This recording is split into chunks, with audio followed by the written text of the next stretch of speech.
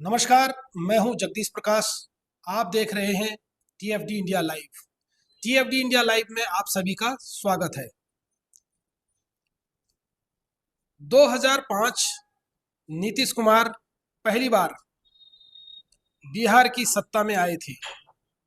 नीतीश कुमार लगातार बिहार को विशेष राज्य का दर्जा देने की मांग करते रहे।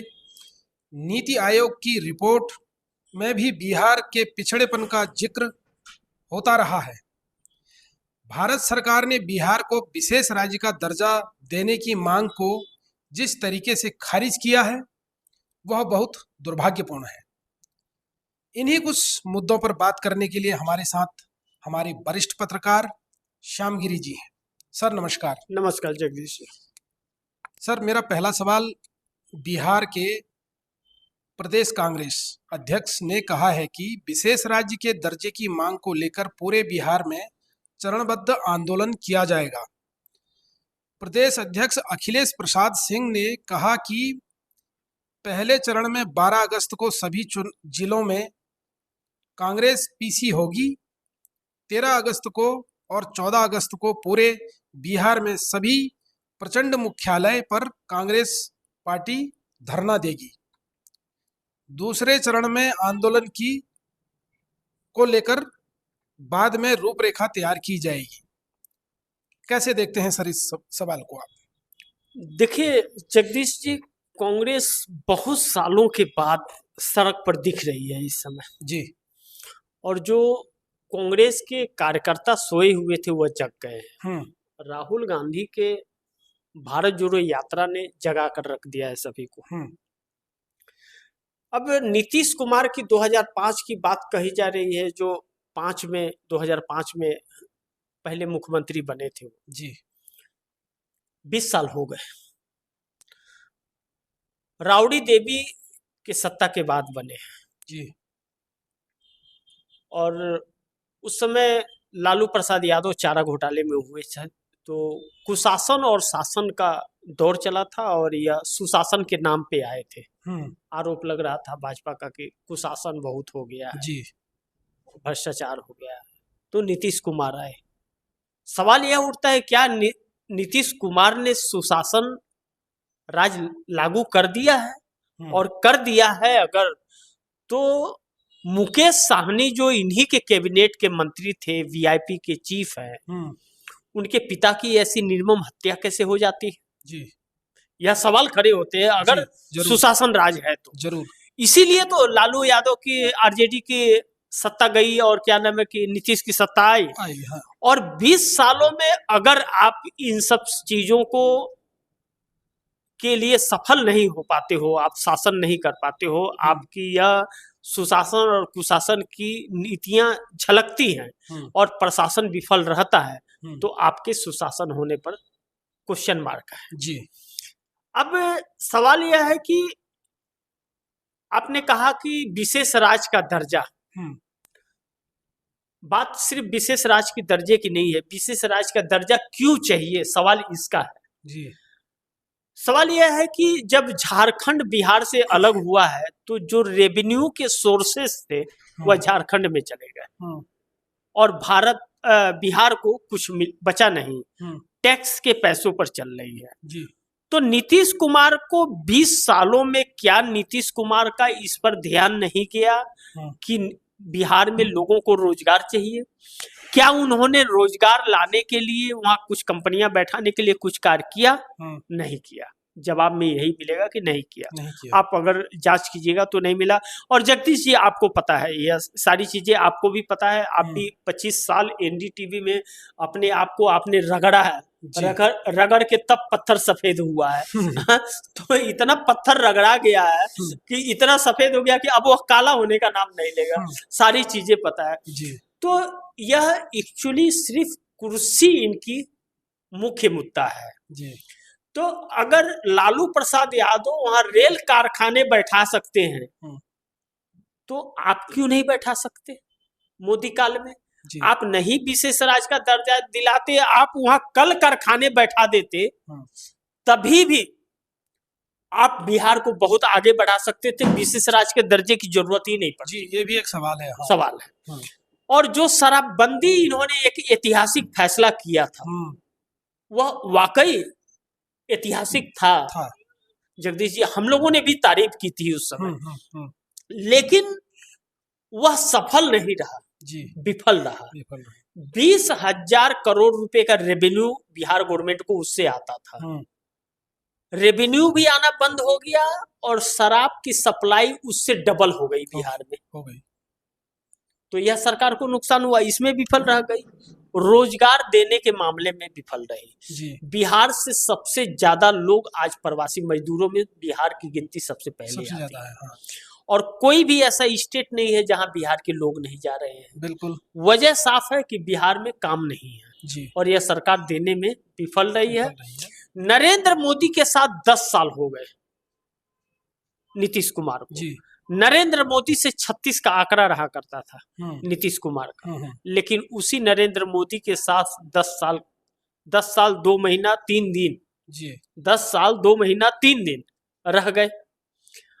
लेकिन बिहार को जब प्रधानमंत्री ही कहते हैं विशेष राज्य का दर्जा देंगे, तो ठीक है भाई, कल कारखाने नहीं लगे, विशेष राज्य का दर्जा दीजिएगा तो 50,000 करोड़ रुपया साल में फंड मिलेगा, तो बिहार वैसे ही आगे बढ़ जाएगा। विशेष पैकेज देने को कहे, वह भी नहीं दिए। आरक्षण के तहत किसी तरह नीतीश कुमार नौकरी निकाल के देना चाहते हैं, तो वह भी 9वीं अनुसूची में नहीं डाल रहे हैं।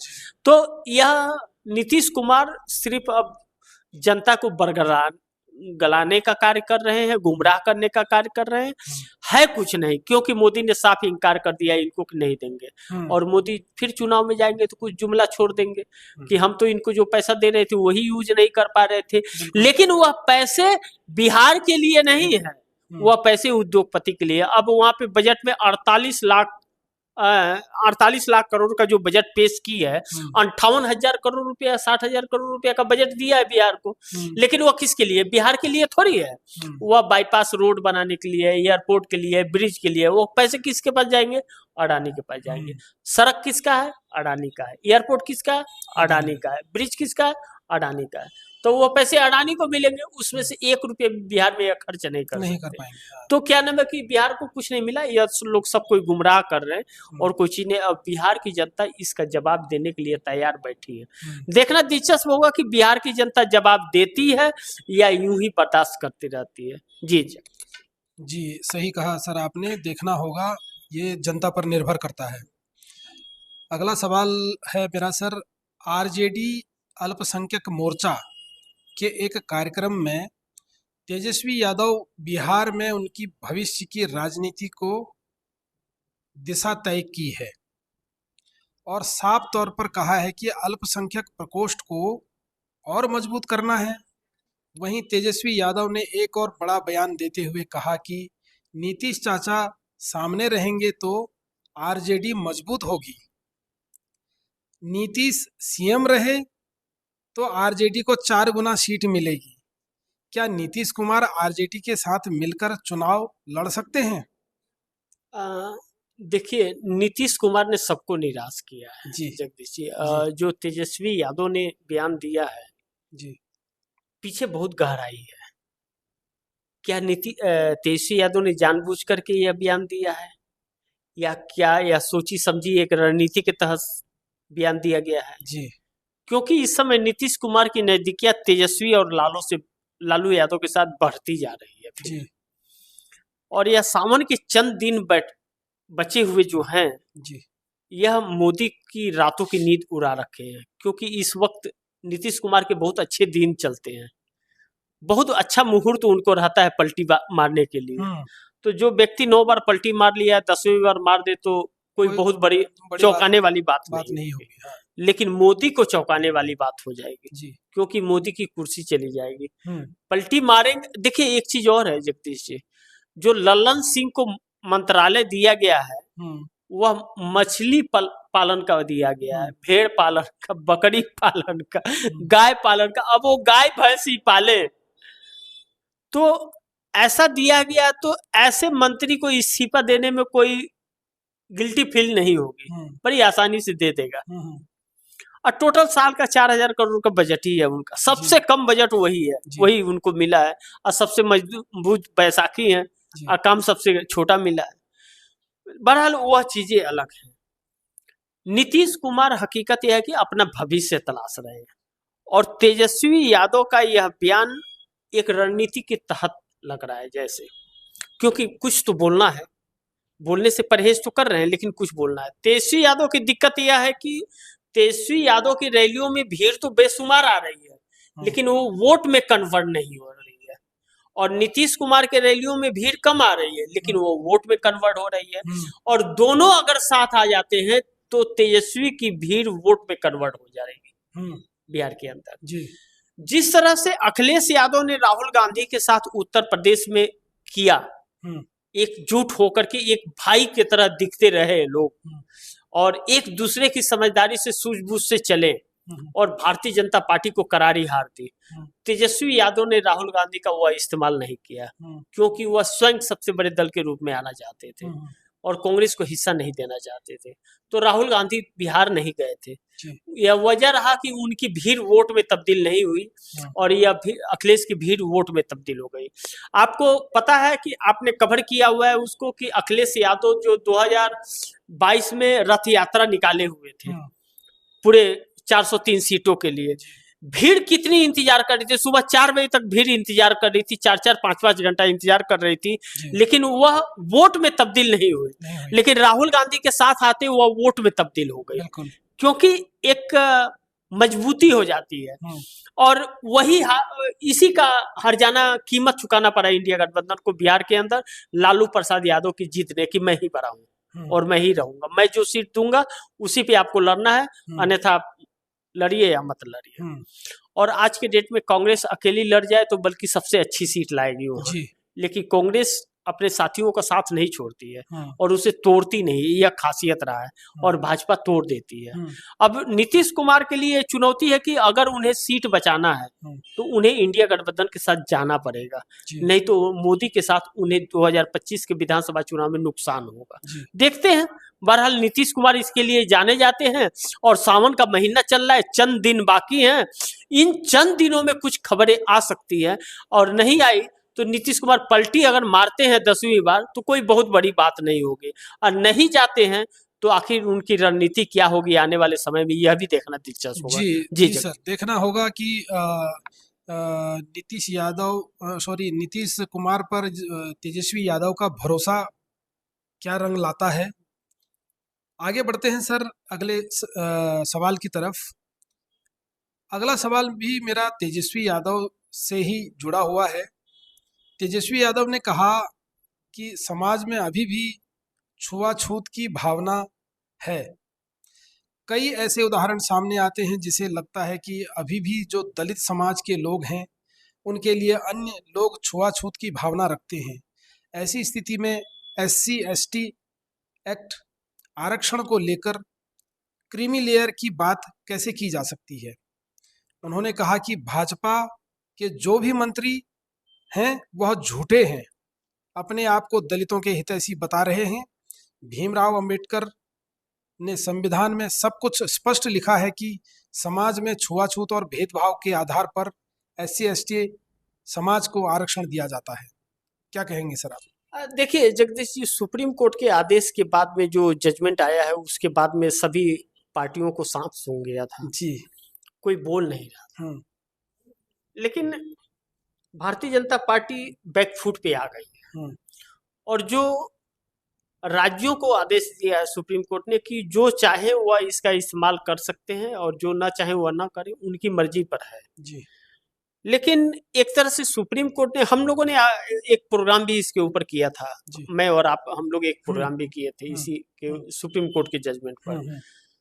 सुप्रीम कोर्ट का यह कहना है कि जिसे आरक्षण की जरूरत है उसे आरक्षण दीजिए, और जिसका आरक्षण के बगैर चल रहा है उसे आरक्षण मत दीजिए अगर आप चाहते हैं तो जो करोड़ों में है उसे आरक्षण की क्या जरूरत है, लेकिन वह उस जात का होने की वजह से उस आरक्षण का लाभ उठा ले जाता है, और उसी जात के जो छोटे हैं जो वहां तक नहीं पहुंच पा रहे हैं उनको आरक्षण नहीं मिल पा रहा है। तो सुप्रीम कोर्ट कहने का तात्पर्य यही था कि आप ऐसे लोगों का आरक्षण समाप्त करके उनको आरक्षण दीजिए, इनका हिस्सा उनको दे दीजिए, जो वाकई में जरूरतमंद हाँ है। जो जरूरतमंद है उनको दे दीजिए, तो ताकि गरीबी देश की खत्म होगी। जो निचले स्तर के लोग, उनको आरक्षण का ज्यादा जरूरत है। जी। लेकिन बड़े लोग, पैसे वाले लोग, क्या नाम है कि बड़े हो जा रहे हैं, उस आरक्षण का लाभ ले रहे हैं, 4 नेताओं से संपर्क हो गया है, मन हो गया है, उनकी पार्टी सार्टी कर देते हैं, उनसे कह के कुछ भी करवा लेते हैं, और जो हकदार है उनको नहीं मिल रहा है। तो सुप्रीम कोर्ट के इस आदेश के बाद में कांग्रेस को एक मुद्दा मिल गया,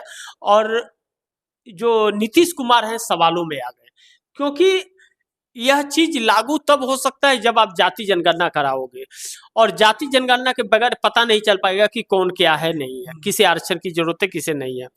अब नीतीश कुमार ने जाति जनगणना कराई है, इनके पास सारे डाटे हैं, अगर यह चाहें तो ऐसा कर सकते हैं। उसके तहत ये 65% आरक्षण देना चाह रहे हैं, 65% उसी 50% में क्या नाम है कि सारा काम हो जाएगा, लेकिन वह करेंगे नहीं, क्योंकि वह भारतीय जनता पार्टी के साथ हैं।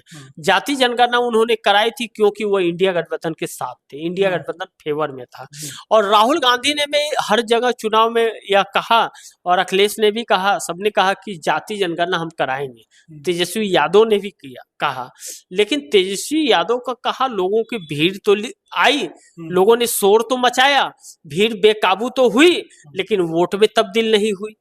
यानी कि तेजस्वी यादव का भी असर पड़ा नहीं, विफल रहे, और जुमले देने वाले सफल हो गए। तो अब यह देखना है कि वह लोकसभा का चुनाव था, अब इस विधानसभा चुनाव जो लोकल के मुद्दे पे होता है, तो जुमला काम आता है कि नहीं आता है। और यह भी देखना दिलचस्प होगा कि नीतीश कुमार साथ रहते हैं कि नहीं है। अब अगस्त चालू हो गया है और सावन खत्म होने वाला है। लालू प्रसाद यादव के दावे का भी देख लेते हैं कि कहे थे अगस्त में सरकार गिर जाएगी। अब यह भी देख लेते हैं कि नीतीश कुमार का सावन बहुत अच्छा रहता है, शुभ मुहूर्त में रहता है, तो नीतीश कुमार इस शुभ मुहूर्त में कुछ तहलका मचाते हैं क्या? लेकिन कुछ भी होगा तो वह सीधे दिल्ली की कुर्सी पे उसका असर होगा। इसलिए आने वाला दिन हलचलों वाला होगा, ऐसा हम लोग को खबरें देखने को मिलेगा, और हम लोग खबरों में पढ़ते हुए उसे नजर आएंगे। जी जगदीश जी, बहुत बहुत धन्यवाद सर। तो ये थे हमारे वरिष्ठ पत्रकार श्री श्याम गिरी जी, जिन्होंने हमारे सवालों के जवाब बड़ी ही बेबाकी से हमारे दर्शकों तक पहुंचाए, और आगे ऐसे ही कुछ और खबरों के साथ हम लोग हाजिर होंगे। देखते रहिए TFT इंडिया लाइव। नमस्कार।